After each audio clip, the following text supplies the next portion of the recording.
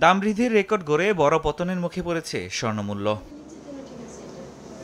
বুধবার সন্ধ্যায় দেশের বাজারে এক লাফে 10,474 টাকা কমানোর ঘোষণা দেয় বাংলাদেশ জুয়েলার্স অ্যাসোসিয়েশন বাজুস। এতে সবচেয়ে ভালো মানের অর্থাৎ 22 ক্যারেট 1 ভরি স্বর্ণের দাম নামে 1,93,809 টাকায়। এর একদিন আগে ভরিতে 3,674 টাকা কমানো হয়। এছাড়া 26 অক্টোবর 1,039 আর 8,386 টাকা কমে গত 22 অক্টোবর।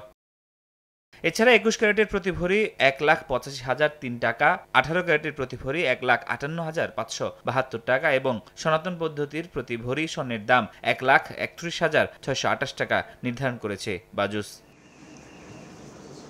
এ নিয়ে চলতি বছর মোট 70 বার দেশের বাজারে সমন্বয় করা হলো স্বর্ণের দাম, যেখানে দাম বাড়ানো হয়েছে 48 বার আর কমেছে মাত্র 22 বার। স্বর্ণের দাম কমানো হলেও দেশের বাজারে অপরিবর্তিত রয়েছে রূপার দাম। দেশে 22 ক্যারেটের 1 ভরি রূপা বিক্রি হচ্ছে 4,246 টাকায়।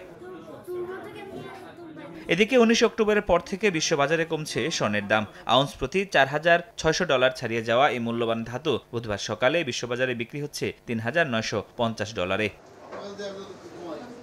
বিশ্লেষকদের মতে মার্কিন ডলারের শক্তিশালী হওয়া ও যুক্তরাষ্ট্র চীন বাণিজ্য উত্তেজনা কিছুটা প্রশমিত হওয়ায় বিনিয়োগকারীরা মুনাফা তুলে নিচ্ছেন, আর এতে বিশ্ববাজারে সোনার চাহিদা কমেছে। পাশাপাশি বিনিয়োগকারীদের মনোভাবেও পরিবর্তন এসেছে। ভূরাজনৈতিক উত্তেজনা, ফেডারেল রিজার্ভের নীতি সুধার কমানোর সম্ভাবনা ও মার্কিন ডলারের পতনের পরিপ্রেক্ষিতে বিনিয়োগের নিরাপদ আশ্রয়স্থল হিসেবে সোনার কদর বেড়ে যায়। এরপর ডলারের বিনিময় মূল্য বাড়তে থাকলে সোনার দাম কমতে শুরু করে। ফরহাদুর রহমান, সময় সংবাদ।